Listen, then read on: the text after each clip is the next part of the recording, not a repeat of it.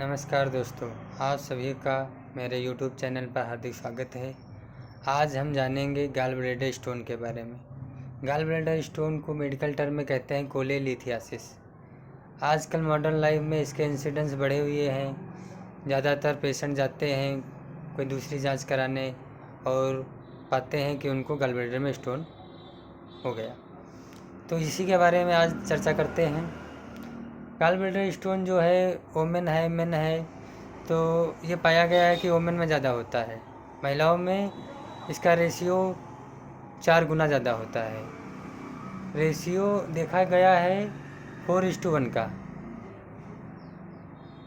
पुरुष के कंपेयर में महिला में गॉल ब्लैडर स्टोन ज़्यादा बनते हैं।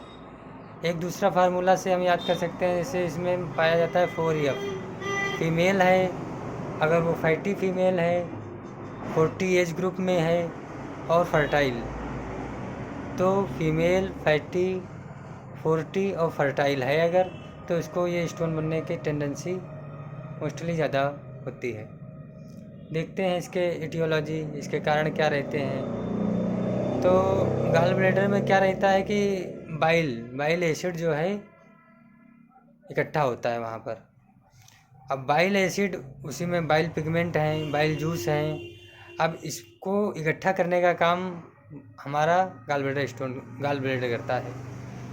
और जब हमारे डाइट में कोलेस्ट्रॉल बढ़ जाता है, एक तो नॉर्मल रेशियो होता है हम लोगों का कोलेस्ट्रॉल और बाइल एसिड का 25:1, ये तो नॉर्मल रेशियो है। और यही रेशियो जब घट के 13:1 हो जाता है, तब वहाँ कोलेस्ट्रॉल डिपॉजिट होने की टेंडेंसी बढ़ जाती है। तो वो जो कोलेस्ट्रॉल है वो डिपॉजिट होकर आगे वो स्टोन का रूप ले लेता है। और एक दूसरा कारण है कि किसी को पैंक्रियाटाइटिस हुई है या पैंक्रियाज में कोई दिक्कत है, तो जिसके कारण जो है पैंक्रियाटिक जूस उसका रिफ्लेक्स हो जाता है। तो रिफ्लेक्स अगर उसका बार बार हो रहा है तो उससे भी स्टोन बनने के टेंडेंसी होते हैं। कुछ प्रकार के इन्फेक्शन पाए गए हैं, जैसे कोई प्रोटीज का इन्फेक्शन है, इकोलाई इन्फेक्शन है, स्ट्रेप्टोकोकस इन्फेक्शन है। तो इन इन्फेक्शन जिनको बार बार होते हैं, डेंटल कैरी हो गया, तो जिसके कारण भी ये पाया गया है कि गॉल ब्लैडर जो स्टोन बनने के उनमें चांसेस ज़्यादा रहते हैं उन पेशेंट्स पे। और ये भी बोला जाता है कि जैसे बाइल एक जगह वहाँ गॉल ब्लैडर स्टोन है, तो उसमें जो बाइल है वो इकट्ठा है, और जो भी चीज़ इकट्ठा होगी वो आगे चल के प्रेसिपिटेट होके स्टोन बनने के चांसेस वो उसमें भी ज़्यादा रहते हैं। बाकी कुछ पेशेंट में है जैसे हीमोलिटिक अनीमिया, जो हीमोलिटिक बीमारियां होती हैं जिसमें आरबीसी का डिस्ट्रक्शन बढ़ जाता है। हमारे जो आरबीसी है, डब्ल्यूबीसी है, उसमें जो डिस्ट्रक्शन बढ़ा है, तो ऐसे पेशेंट में भी जिनको हीमोलिटिक डिजीज़ से ग्रसित हैं, थैलेसीमिया है, हीमोलिटिक एनीमिया है, उनमें भी गॉल ब्लैडर स्टोन पाए गए हैं कि बार बार उनमें गॉल ब्लैडर स्टोन होते हैं। अब आते हैं इनके सिम्टम के बारे में और कॉम्प्लिकेशन के बारे में, इसमें क्या क्या सिम्टम पाए जाते हैं गॉल ब्लैडर में। तो ज़्यादातर गॉल ब्लैडर स्टोन एसिम्टोमेटिक होते हैं, हमें कोई प्रॉब्लम नहीं होती है, वो पड़े हैं, पता ही नहीं चलता है। अचानक से गए, जांच कोई और कराई, पता चला कि गॉल ब्लैडर स्टोन हो गया है। तो ये सिम्टोमेटिक ज़्यादातर केसेज में रहते हैं। और जिनमें सिम्टम आते हैं, तो सिम्टम अगर देखा जाए तो गैस बन रही है, डिस्पेप्सिया है, नाउजिया वोमिटिंग फील होता है, खाना पचता नहीं है। और इसका मेन टिपिकल होता है पेन, गॉल ब्लैडर कोलिक जिसे कहते हैं। एक प्रकार का कॉमन सिम्टम यही है कि गॉल ब्लैडर में दर्द होता है, और ज़्यादातर ये दर्द जो है रात में ज़्यादा होता है। लाइंग पोजीशन में जब रात में पेशेंट लेटता है तो क्या होता है, वो स्टोन वो गॉल ब्लैडर की नेक में फंस जाता है, इम्पैक्ट हो जाता है, और जिसके कारण ये दर्द इसको होने लगता है रात में। तो बार बार ये राइट हाइपोकॉन्ड्रिक रीजन में, यहाँ लीवर के नीचे, जहाँ राइट साइड में लीवर में ये दर्द उठता है, और आगे चल के रेडिएट भी होता है। किसी किसी का दर्द बैक में चला जाता है, तो किसी का आगे चेस्ट में भी आ जाता है दर्द। तो ये इसका टिपिकल साइन एंड सिम्टम रहता है कि दर्द होना। मोस्टली तो एसिम्टोमेटिक रहते ही हैं, लेकिन किसी किसी में दर्द होने लगता है। आगे चल के अगर जैसे इसको इग्नोर किया जाए, इसका इलाज नहीं किया जाए तो इसके कॉम्प्लिकेशन भी रहते हैं कि एक्यूट कोलेसिस्टाइटिस, मतलब ज़्यादा सीवियर पेन है, सूजन है गॉलब्लैडर में हो जाती है। वही एक्यूट कोलेसिस्टाइटिस आगे चल के क्रोनिक में तब्दील हो जाती है। और म्यूकोसील बन जाता है, म्यूकोसील में जो उसमें है म्यूकस भर जाता है।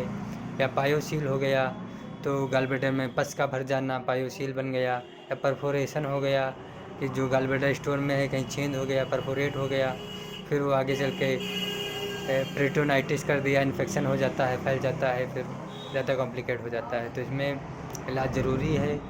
और किसी किसी केस में कार्सिनोमा होने के चांसेस हैं कि गॉलब्लैडर में कैंसर हो गया। और बहुत सारे कॉम्प्लिकेशन और भी रहते हैं, ऑब्स्ट्रक्टिव जॉइंटिस हो गई। अब जैसे वहाँ है स्टोन जो है फंस गया है तो वो जॉइंटिस काज कर सकता है, आगे चल के पीलिया हो जाए। वाइट बाइल है, बाइल जो है वो वाइट कलर में आने लगता है बार बार। कोलेंजाइटिस है, सूजन हो जाती है गॉलब्लैडर में। और एक कॉम्प्लिकेशन होता है कि गाल स्टोन इलियस, वो जो स्टोन जाके इलियम में फंस गया। तो ये सब कुछ उसके कॉम्प्लिकेशन है।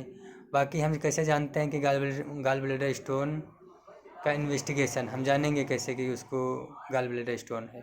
तो इसमें डॉक्टर के पास जब हम जाते हैं तो वो कुछ जांचें लिखता है, TLC है, DLC है, ESR है, ये सब इन्फेक्शन की जांचें हैं। मोस्टली पेशेंट में देखा गया है कि TLC, DLC, ESR बढ़ा रहता है। या हम USG कराएं, अल्ट्रासाउंड कराएं तो USG एक कन्फर्मेटरी टेस्ट है, उसमें पता चल जाता है कि स्टोन कितना बड़ा है। और एक्सरे में भी 10% केस में जैसे हमने एक्सरे कराया तो उसमें भी पता चल जाता है कि यहाँ स्टोन है कि नहीं। लेकिन ज़्यादातर 90% तो गॉलब्लैडर के स्टोन एक्सरे में नहीं पता चलते हैं क्योंकि वो रेडियोल्यूसेंट होते हैं, तो उसमें एक्सरे में नहीं आते हैं, तो वो इतना कन्फर्मेटरी नहीं है एक्सरे एब्डोमेन। बाकी CT स्कैन बहुत अच्छी जांच है। CT स्कैन से ये पता चल जाता है कि किस स्टेज में है, उसके आगे कॉम्प्लिकेशन क्या हो सकते हैं। तो CT स्कैन भी एक कन्फर्मेटरी टेस्ट है। बाकी ज़्यादातर तो यही है कि USG कराया पता चल गया। जहाँ अगर इसका ट्रीटमेंट में देखा जाए तो मोस्टली तो लोग प्रेफर करते हैं ऑपरेशन। डॉक्टर जो है पेन किलर वगैरह दे देता है अगर दर्द के लिए सिम्टोमेटिक ट्रीटमेंट चला, नोजिया वोमिटिंग के लिए सिम्टोमेटिक ट्रीटमेंट हो जाता है। आजकल एक टेक्निक आई है लेप्रोस्कोपिक कोलेसिस्टेक्टोमी, जिसमें क्या होता है दूरबीन से ऑपरेट किया जाता है। उसमें क्या होगा कि हम अम्बलाइकस के ऊपर एक होल किया जाता है, तो उसमें दूरबीन से वो देखा जाता है कैमरा वैमरा डाल के अंदर कि कहाँ पर है, और वो ऑपरेट हो जाता है अच्छे से। बाकी होम्योपैथी में भी बहुत सारी मेडिसिन रहती है। होम्योपैथिक मेडिसिन है जैसे बर्बेरिस वल्गैरिस है, कलकेरिया कार्ब है, फेल्टाउरी है, बोल्डो है, चेलिडोनियम है। ये सब सिम्टोमेटिक दवाइयाँ चलाई जाती है होम्योपैथी में भी। लेकिन एक चीज़ है कि अगर आप होम्योपैथिक से इलाज, कुछ पेशेंट में ये पाया गया है जैसे क्लासिकल होम्योपैथ पास अगर आप जाते हैं और वो होलिस्टिक अप्रोच करके एक सिंगल मेडिसिन निकालता है, तो कभी कभी ये पाया गया है कि गॉलब्लैडर का स्टोन भी ख़त्म हो जाता है। लेकिन उसके लिए आपको वही है कि क्लासिकल होम्योपैथ पास जाएं, सिंगल मेडिसिन की जाए तो उससे ज़्यादा रिलीफ होता है। ऐसे सिम्टोमेटिक अगर आप जाएंगे होम्योपैथी लेंगे तो उससे तो ज़्यादा रिजल्ट इसमें नहीं पाया गया है। नमस्कार।